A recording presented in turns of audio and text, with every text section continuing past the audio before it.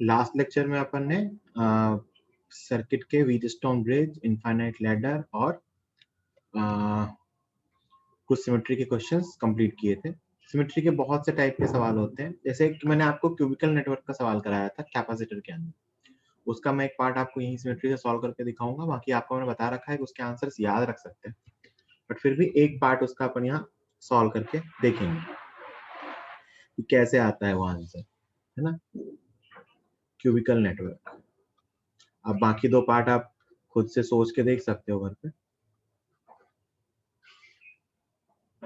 जैसे मान लो एक क्यूब है,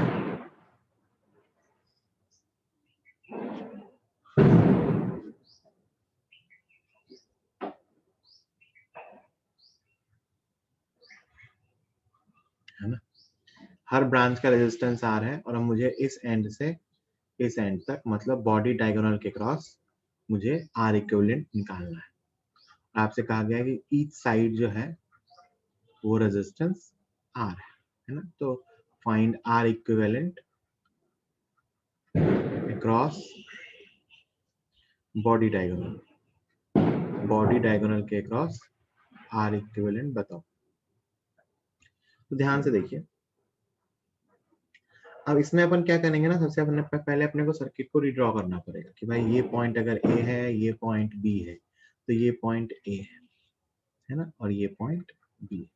अब ध्यान से देखिए, इस कॉर्नर के रिस्पेक्ट में ये जो तीनों कॉर्नर है ना, ये तीनों कॉर्नर ये आइडेंटिकल है।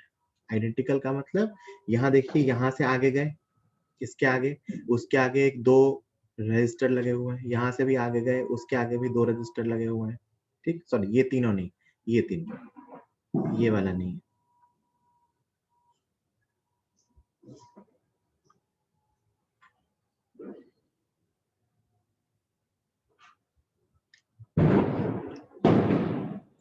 इस कॉर्नर के रिस्पेक्ट में यहाँ से ये और ये तीनों आइडेंटिकल है, क्योंकि देखो तीनों की ओरिएंटेशन या लोकेशन एक जैसी है कि हर बाद वाले कॉर्नर से आगे दो रजिस्टर लगे हुए हैं, हर बाद वाले कॉर्नर से आगे दो रजिस्टर लगे हुए हैं, और वो सिमेट्री भी है। वैसे अगर आप उस साइड से देखोगे ना, तो इस बी के रिस्पेक्ट में ये कॉर्नर और ये कॉर्नर, ये तीनों एक जैसे हैं। मतलब बी के रिस्पेक्ट में इन तीनों ब्लू वाले कॉर्नर्स के लिए वोल्टेज सेम आएगी। तो मैं नाम देना चाहूं अगर, तो इसको मान लो इन तीनों को नाम दे दूं मैं सी, है ना, और जो ब्लू वाले तीनों कॉर्नर्स थे बी से, उनको नाम दे दूं मैं तीनों को डी। सेम होने का मतलब, आइडेंटिकल होने का मतलब उनके पोटेंशियल भी सेम होंगे। ठीक, तो आप ध्यान से देखो, अपने पास सिर्फ 4 टाइप के पॉइंट्स हैं, A B C D. 4 points मैंने आपको ऐसे ड्रॉ करना सिखाया है। ड्रॉ कर लेते हैं, ये ए, ये बी, ये सी और ये डी। अब इनके बीच के सारे रजिस्टर बनाओ। ध्यान से देखिए, ए से सी के बीच 3 रजिस्टर लगे हुए हैं। कितने लगे हुए हैं ए से सी के बीच? 3। तो ये 1, ये 2 और ये 3। बी से डी के बीच 3 लगे हुए हैं। बी से डी के बीच 3 रजिस्टर लगे हुए हैं। और सी से डी के बीच ये यहाँ 1, यहाँ 2, यहाँ 3, यहाँ 4, और कहीं दिख रहा है क्या?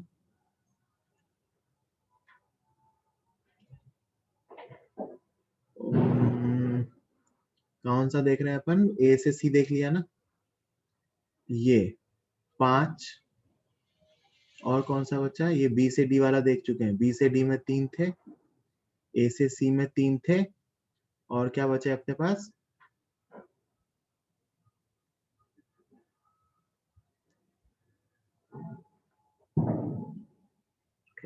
दो और होने चाहिए कहीं, एक दो, एक और ना, एक कोई छूट रहा है अपने से।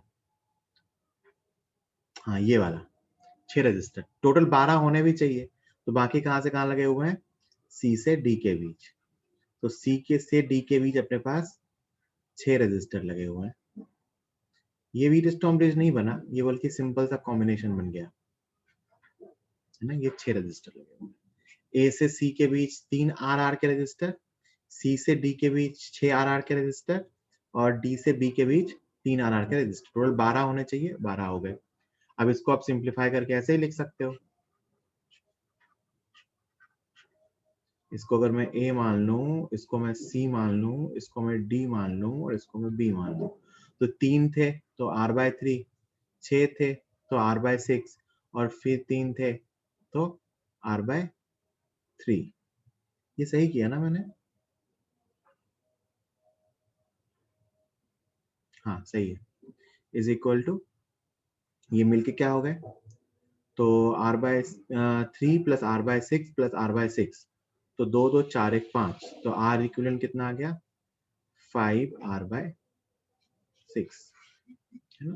तो ऐसे करके अपन इस पे रिड्रॉ करके देख सकते हैं कि आंसर क्या आ गया, 5R/6। वैसे मैंने आपको याद करना भी सिखाया था,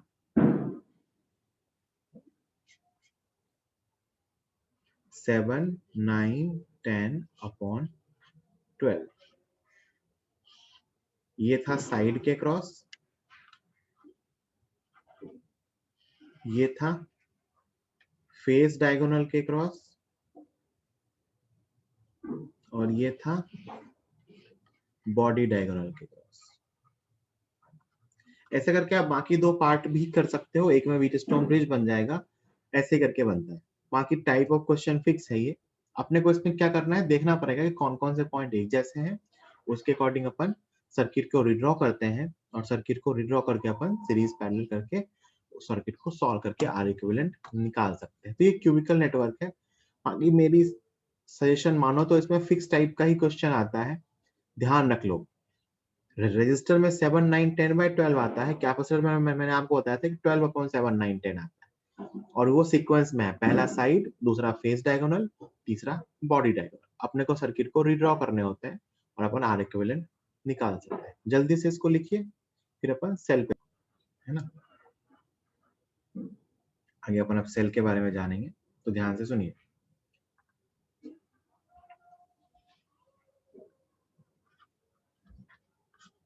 सेल क्या है, cell is a source of energy.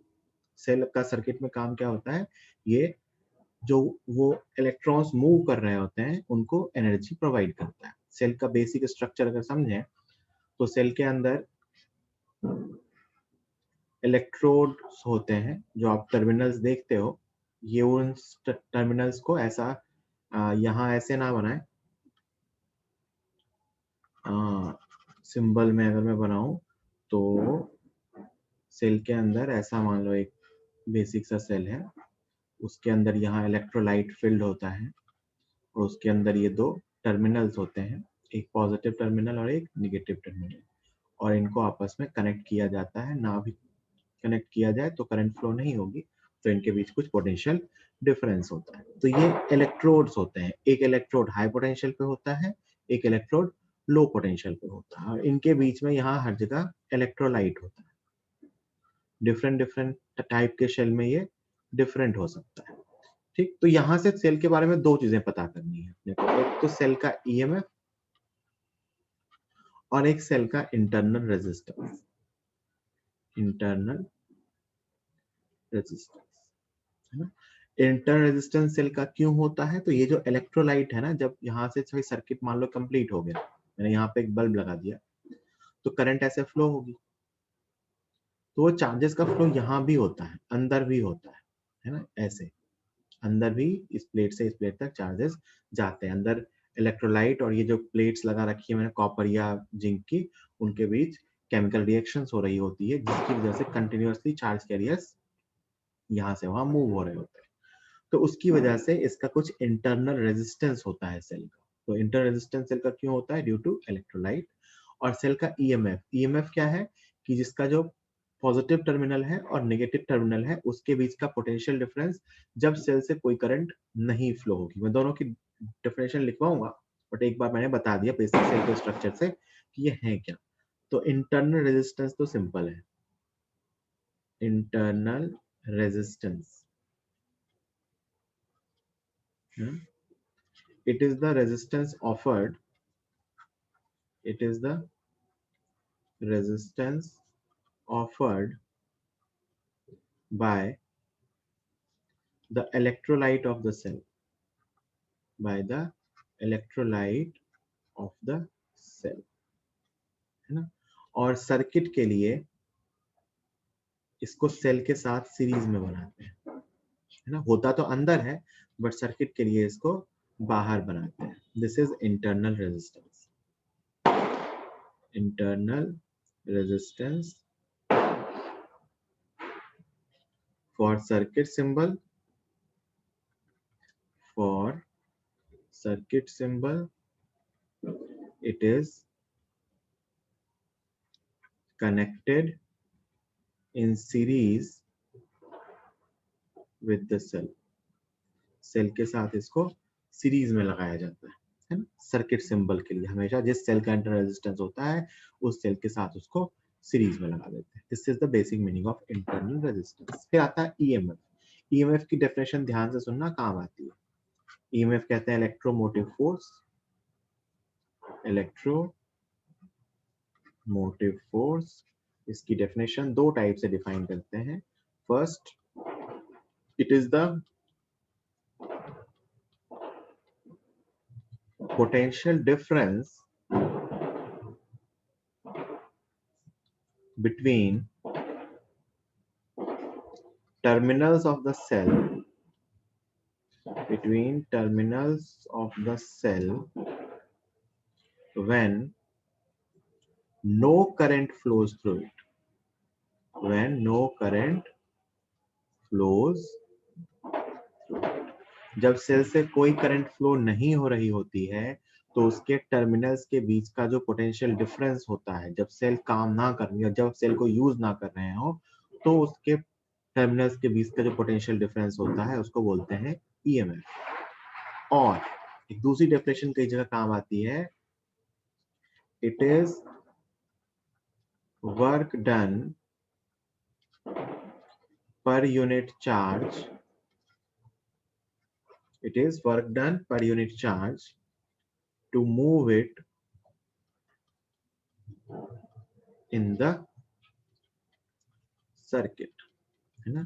It is work done per unit charge to move it in the circuit. भाई क्या होता है कि सर्किट के अंदर चार्जेस उस सर्किट में मूव कर रहे होते हैं, तो उसको मूव करने के लिए जो एनर्जी चाहिए होती है वो सेल से मिलती है। तो it is work done per unit charge to move it in the circuit. तो यहाँ से ईएमएफ की डेफिनेशन क्या आई, EMF is equal to work done per unit charge. आपको याद हो तो इसी डेफिनेशन से मैंने कैपेसिटर में वर्क डन बाय शेल को लिखा था Q, जो उससे Q पास हुआ इंटू E, है ना। This is work done by cell equal to Q पास इंटू EMF। इसी डेफिनेशन को यूज करके अपन ने वहां पे ये चीज यूज किया था। सेल का कभी भी वर्क डन पूछा जाए तो ये होता है सेल से कितना चार्ज पास हुआ मल्टीप्लाइड बाय EMF। तो ये EMF के दो डेफिनेशन है। एक क्या है कि जब सेल से कोई करंट फ्लो नहीं हो रही होती है तो सेल के टर्मिनल्स के बीच का पोटेंशियल डिफरेंस। अब ध्यान से देखो सेल के साथ क्या क्या हो सकता है।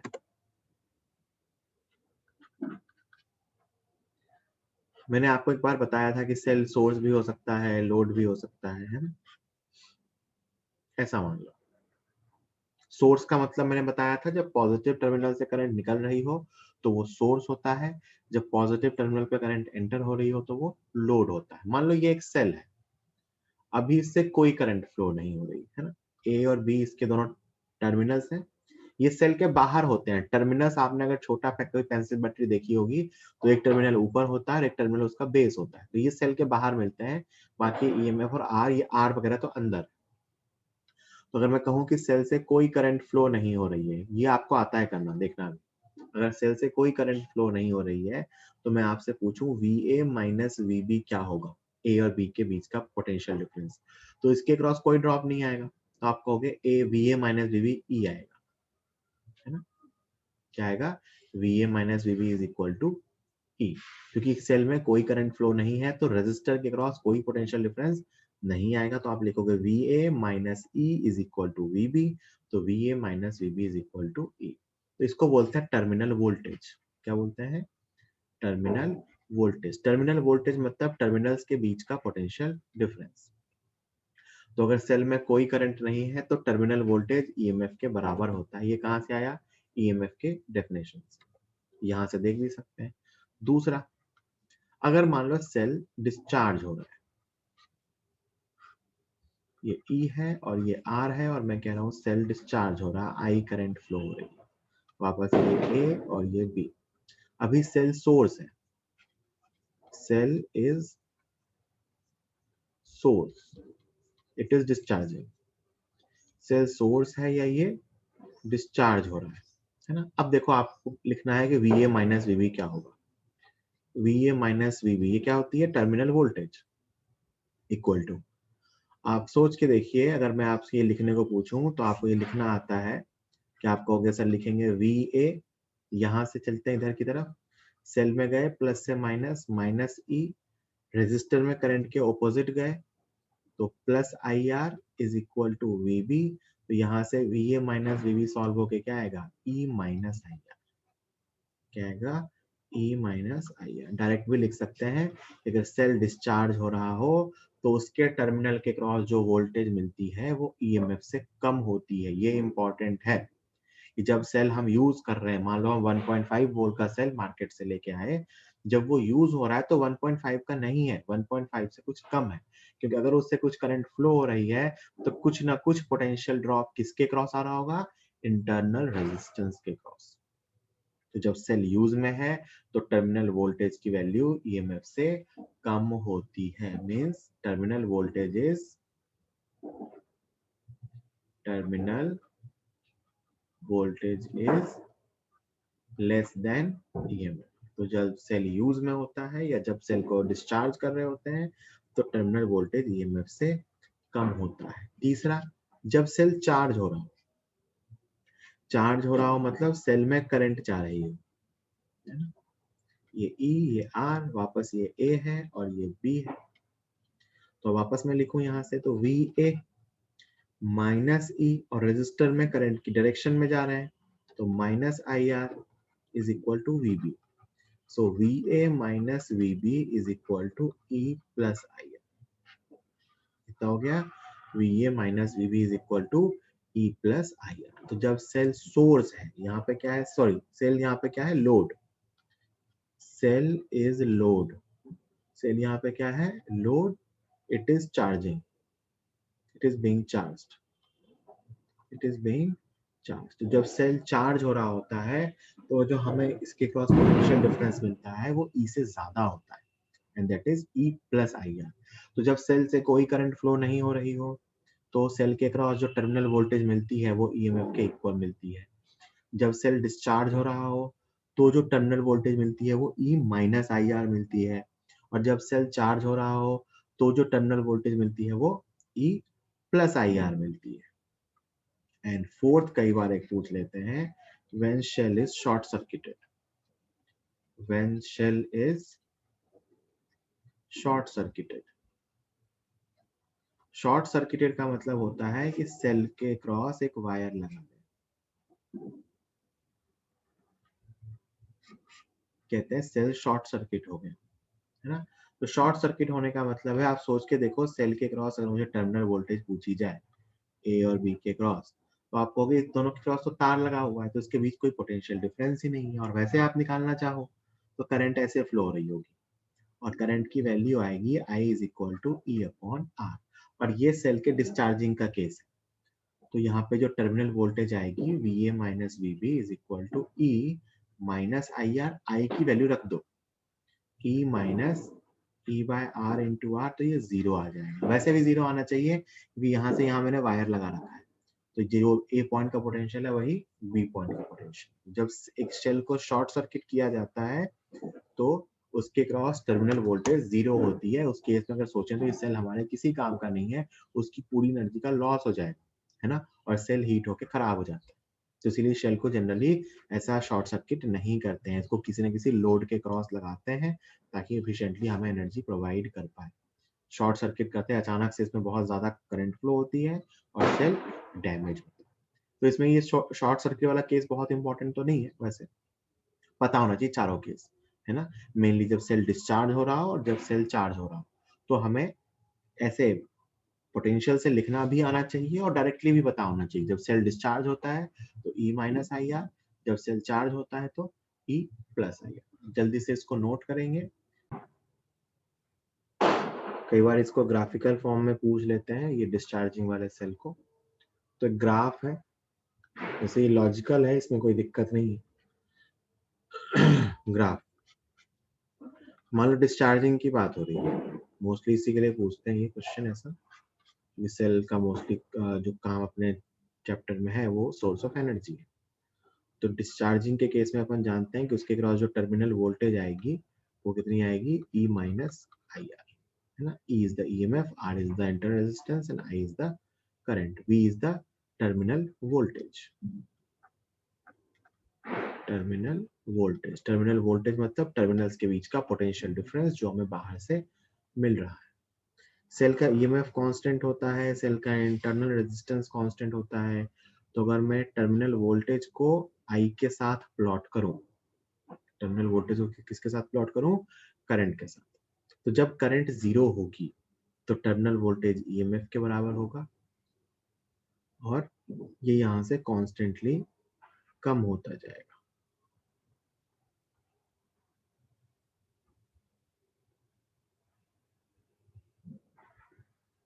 जब करंट जीरो होगी, यहाँ पे क्या है, करंट जीरो, तो टर्मिनल वोल्टेज ईएमएफ के इक्वल। देखो ध्यान से, ये क्या है, वाई एक्सिस पे टर्मिनल वोल्टेज किसके इक्वल हो गई, ईएमएफ के। कब, जब करंट कितनी थी, zero.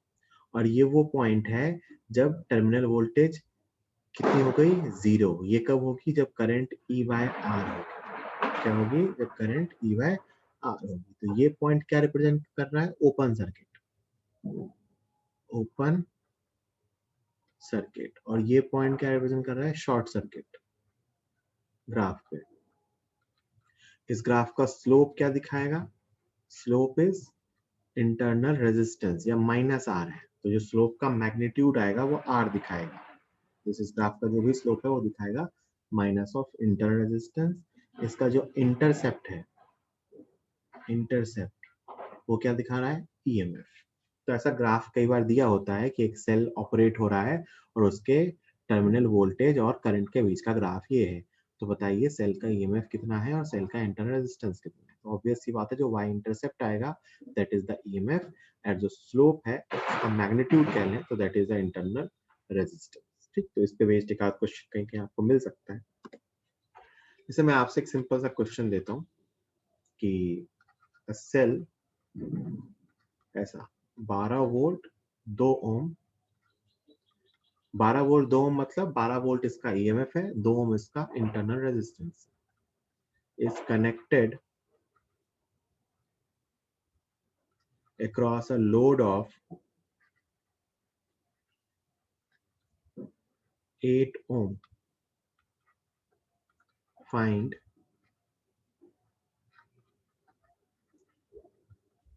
terminal voltage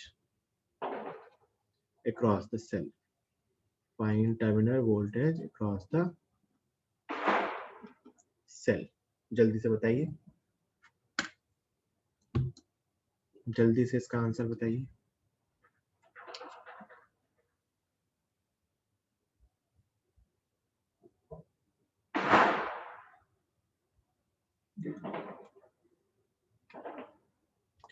cell 12 volt 2 ओम का सेल है, is connected across a load of 8 ओम।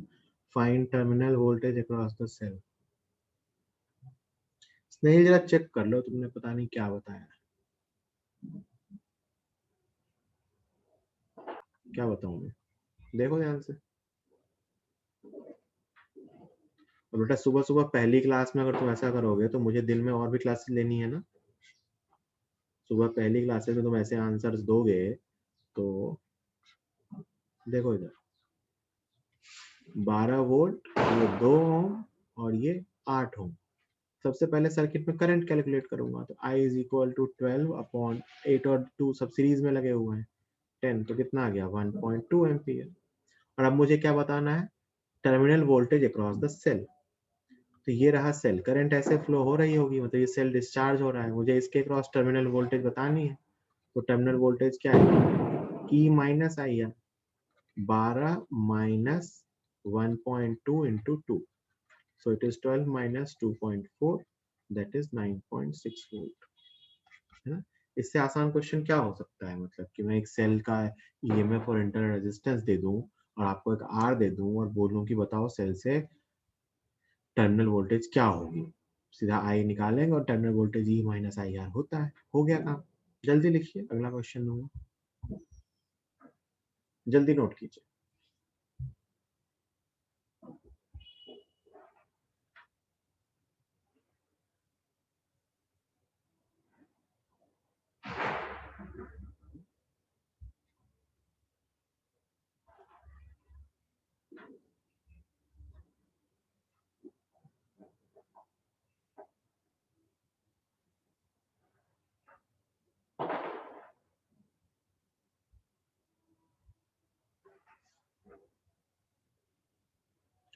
चलिए अगला question,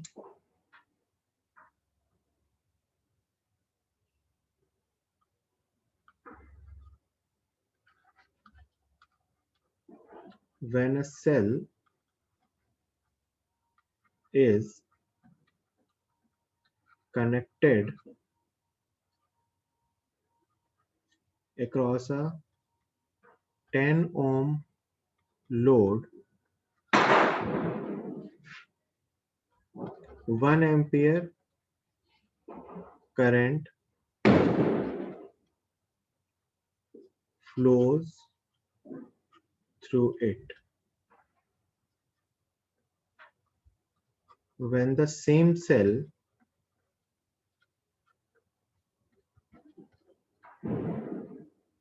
is connected across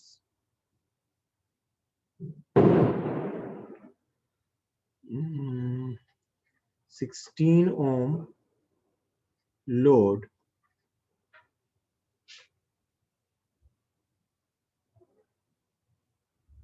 zero point six या 2/3 लिख लो, 2/3 ampere current flows through it, है ना। एक सेल को जब 10 ओम के बाहर लगाते हैं तो 1 एम्पियर करंट फ्लो होती है, सेम सेल को अगर 16 ओम पे लगाते हैं तो 2/3 एम्पियर करंट फ्लो होती है। तो आपसे पूछा गया है find EMF and internal resistance of cell. ठीक है, बताइए फटाफट, 1 मिनट टाइम दे रहा हूँ, सॉल्व करके आंसर लिख के बताइए मुझे चैट बॉक्स।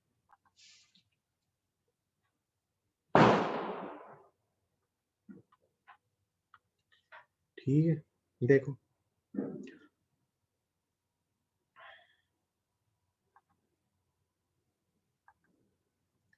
देखो ध्यान से, पहला है कि 10 ओम लगाएंगे तो 1 एम्पियर करंट फ्लो होती है, मान लेते हैं ईएमएफ ई है और इंटरनल रेजिस्टेंस आर है ना। अगर मैं डायग्राम भी बना दूं, इससे कोई जरूरत नहीं है डायग्राम की, मैं एक जनरल डायग्राम बना देता हूँ। ये आर है और इसमें करंट फ्लो होगी आई, तो आई की वैल्यू क्या आएगी, E upon R plus R, है ना। तो जो फर्स्ट केस है उसमें कैपिटल आर 10 है और आई जो है वो 1 है, तो आप क्या लिखोगे, 1 is equal to E upon 10 plus R, तो यहाँ से क्या आएगा, E is equal to 10 plus R, first equation. Second equation है कि 2/3 एम्पियर करंट फ्लो होती है 16 ओम से, तो 2/3 is equal to E upon 16 plus R, multiply कर लो तो ये यहाँ से आ रहा है E is equal to 2/3 into 16 plus are.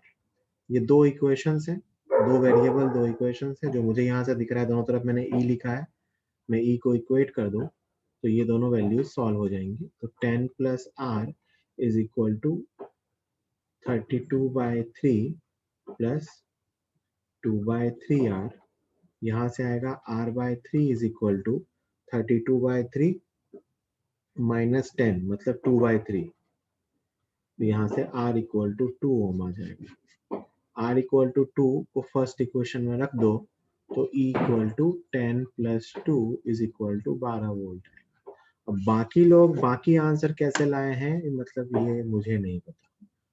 चलो आगे चलते हैं। तो ये सेल और इंटरनल रेजिस्टेंस के बारे में बेसिक सी बात थी। अब एक इसके बाद छोटा सा टॉपिक आता है कॉम्बिनेशन ऑफ सेल्स,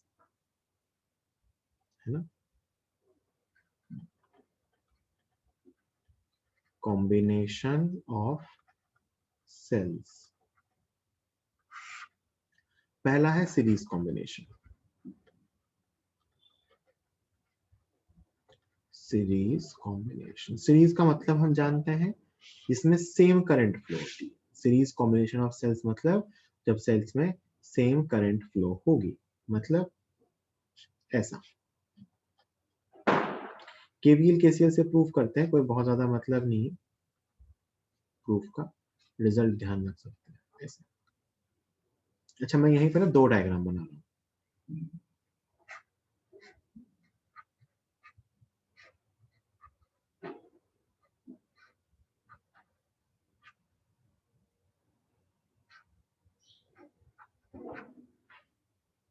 ये E1 R1 E2 R2 E3 R3 E4 R4, E1 R1 E2 R2 E3 R3 E4 और R4। इसमें अब देखो इक्विवेलेंट निकालने का मतलब मुझे 2 इक्विवेलेंट निकालने हैं, एक तो इक्विवेलेंट ईएमएफ, दूसरा इक्विवेलेंट रेजिस्टेंस। तो सीरीज बहुत ही सिंपल है कि जो इक्विवेलेंट ईएमएफ आएगा वो आएगा इन सारे ईएमएफ का सम, मतलब ये सिग्मा ई आएगा, है ना। ई इक्विवेलेंट को अपन ऐसे लिखेंगे, it is equal to sigma E, और आर इक्विवेलेंट को अपन लिखेंगे it is equal to sigma R. बिल्कुल सिंपल है कि ईएमएफ का जो इक्विवेलेंट आता है वो सबका सम आता है, और आर का भी जो आता है वो सबका सम आता है। ध्यान रखना है कि साइन के साथ रखना है। अगर सभी सेम सेंस में लगे हैं, सेम सेंस का मतलब आप ध्यान से देखो, एक का माइनस दूसरे के प्लस से, इसका माइनस इसके प्लस से, मतलब अगर सेल्स ऐसे रेंज है plus minus plus minus plus minus, मतलब एक सेल का प्लस दूसरे के माइनस से, फिर एक का प्लस दूसरे के माइनस से, तो सिंपली जो नेट ईएमएफ आता है वो आता है E1 plus E2 plus E3 plus E4, है ना।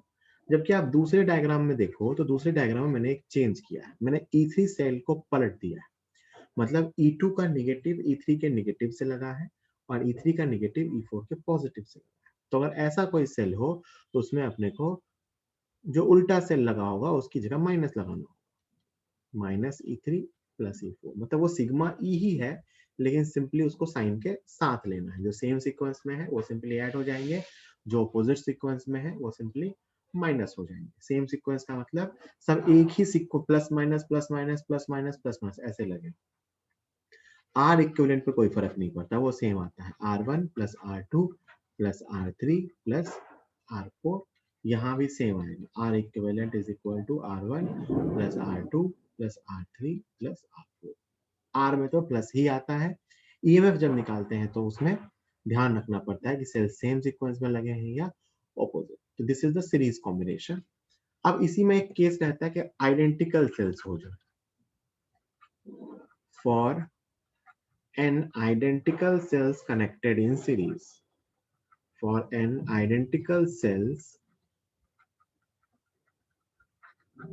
connected in series, और हर सेल जो है E, R का है, ठीक, और सेम सीक्वेंस में लगे हैं, सीरीज में लगे हैं और सेम सीक्वेंस में लगे हैं। तो जो E इक्विवेलेंट आएगा simply n times E add हो जाएगा, that will be n into E, और जो R इक्विवेलेंट आएगा that will be n into R। तो अगर n आइडेंटिकल सेल सीरीज में लगे हों तो E equivalent is n into E and R equivalent is n into R। बिल्कुल सिंपल है ना। मैं एक क्वेश्चन दे देता हूँ, फिर उसके बाद अपन एक साथ तीनों स्लाइड लिख लेंगे। सॉल्व एग्जांपल टाइप करके सॉल्व करके आपको यही दिखा रहा हूँ, देखिए।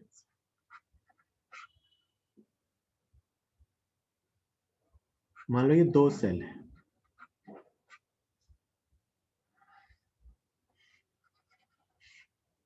सर्किट ऐसा दे रखा है इसमें 2 सेल लगे हुए हैं, ये 12 वोल्ट का 2 ओम, और ये 6 वोल्ट का, और ये भी 2 ओम, ठीक है। और ये रजिस्टर है 5 ओम का। तुमसे कुछ क्वेश्चन पूछे गए हैं। फर्स्ट क्वेश्चन पूछा गया है find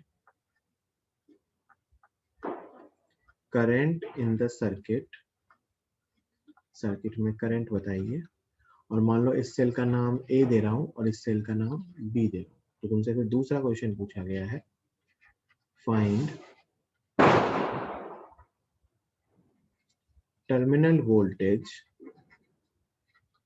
across cell A and cell B. तो ध्यान से देखिए, सबसे पहले तो मुझे ये दिख रहा है कि ये दोनों सेल सीरीज में लगे हुए हैं क्योंकि इसमें सेम करंट फ्लो होगी, और ये सेल सेम सेंस में लगे हुए हैं। सेम सेंस का मतलब प्लस माइनस ऐसे। तो जो इक्विवेलेंट आएगा वो आएगा 12 प्लस 6 दैट इज 18 वोल्ट, और जो आर इक्विवेलेंट आएगा इन दोनों का सेल्स का वो आएगा 4 ओम। और अगर मैं सर्किट की करंट अब कैलकुलेट करूं तो अपन कहेंगे कि मैं इन दोनों सेल्स को रिप्लेस करके मान सकता हूं कि सर्किट में 18 वोल्ट की एक सेल लगी है जिसके साथ 4 ओम का रेजिस्टर लगा है और उसके साथ यहाँ पे 5 ओम का रेजिस्टर है ना। इक्विवेलेंट का मतलब इस दोनों सेल को हटा के एक 18 वोल्ट का सेल लगाएंगे, दोनों के रेजिस्टर्स को हटा के एक 4 ओम का रेजिस्टेंस लगाएंगे और साथ में एक 5 ओम तो लगा हुआ ही है, और इससे भी वही करंट फ्लो होगी जो सेल से फ्लो। तो I इज इक्वल टू आएगा E 18 upon R equivalent of circuit 5 plus 4 कितना आ गया 2 एम्पियर। तो सर्किट में करंट कितनी फ्लो हो रही है 2 एम्पियर। ये फर्स्ट क्वेश्चन का आंसर। अच्छा, आप अगर ध्यान से देखें तो दोनों के दोनों सेल डिस्चार्ज हो रहे हैं, है ना। दोनों में करंट पॉजिटिव टर्मिनल से बाहर निकल रही है और नेगेटिव टर्मिनल पे एंटर हो रही है 2 एम्पियर की करंट। तो अगर मैं सेकंड क्वेश्चन को सॉल्व करूं तो अगर मैं ए के क्रॉस पोटेंशियल डिफरेंस निकालूं तो E माइनस आई आर, तो 12 माइनस 2 इंटू 2 कितना हो गया 8 वोल्ट। और अगर मैं B के क्रॉस टर्मिनल वोल्टेज निकालूं तो ये कितनी आएगी 6 minus E minus I are 2 into 2 that is 2 volt. मतलब ए सेल के क्रॉस जो टर्मिनल वोल्टेज है वो कितनी आ रही है 8 वोल्ट, बी सेल के क्रॉस जो टर्मिनल वोल्टेज है वो कितनी आ रही है 2 वोल्ट। किसी को इस क्वेश्चन में कोई डाउट है तो यहीं अनम्यूट करके पूछ लो, फिर आपको मैं तीनों स्लाइड लिखने का टाइम दे देता हूँ। चलिए ध्यान से सुनिए, क्वेश्चन सीरीज पे बेस्ड है।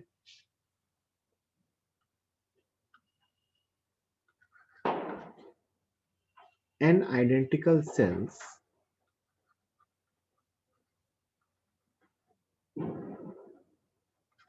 हर सेल E, R का है R। अच्छा, ये n जो है ना n ग्रेटर देन 4 है, इक्वल भी नहीं है, n is greater than 4। n identical cells are connected in series in same sequence to form a closed loop, to form a closed loop, है ना। n identical cells E, R are connected in a series in same sequence to form a closed loop। First question आपसे पूछा है इसमें find E equivalent, second question पूछा है R equivalent, third question पूछा है current in loop, fourth question पूछा है terminal voltage across each cell, terminal voltage across each cell. मतलब ये सेल कैसे लगे हुए हैं,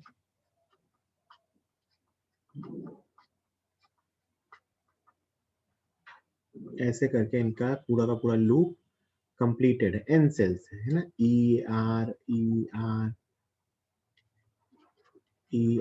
एन सेल्स है ना।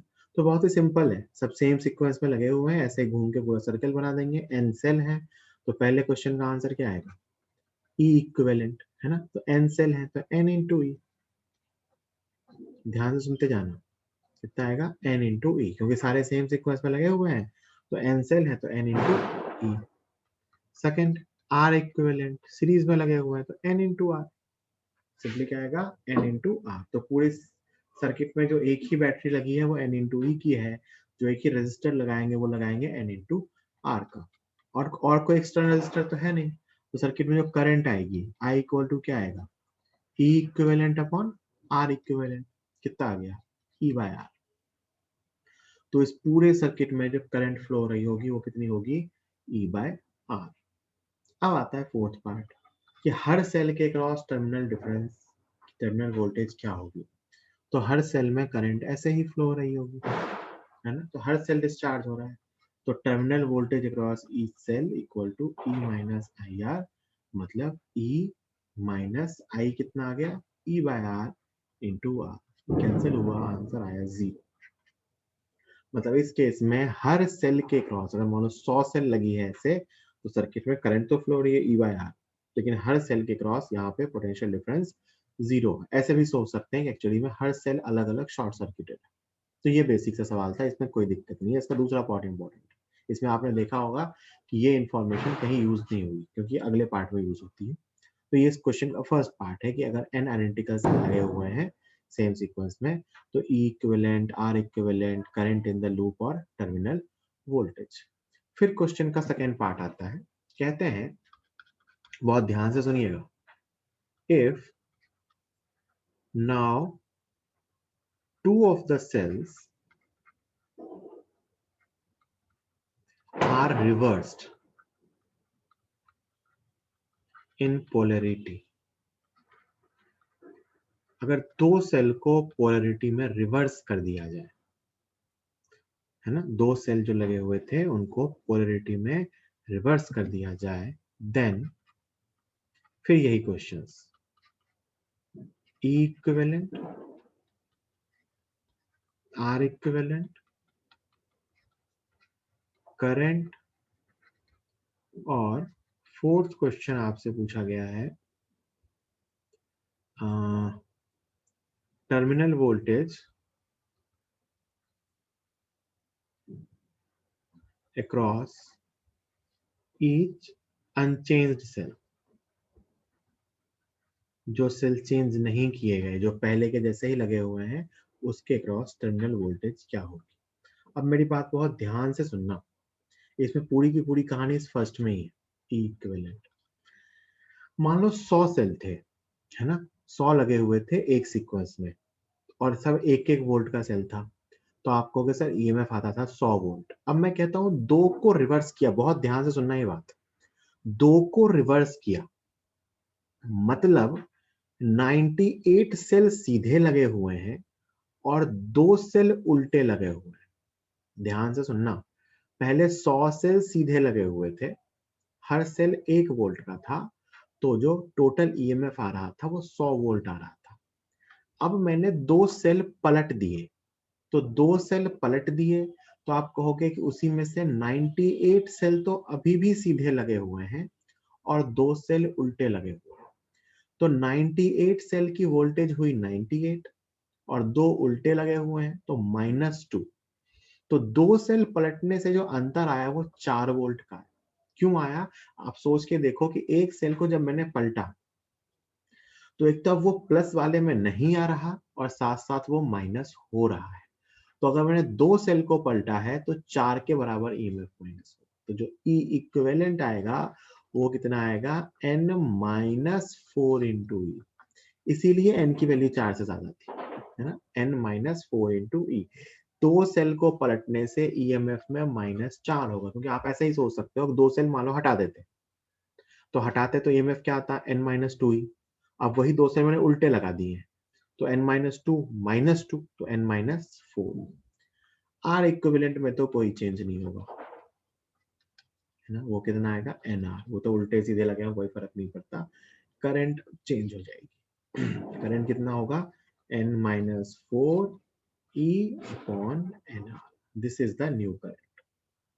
और अब आपसे पूछता कि जो पुराने लगे सेल थे उनके क्रॉस पोटेंशियल डिफरेंस क्या होगा, तो उनमें तो E माइनस आई आर, तो अपन उसके क्रॉस पोटेंशियल डिफरेंस क्या लिखेंगे, ई माइनस आई आर।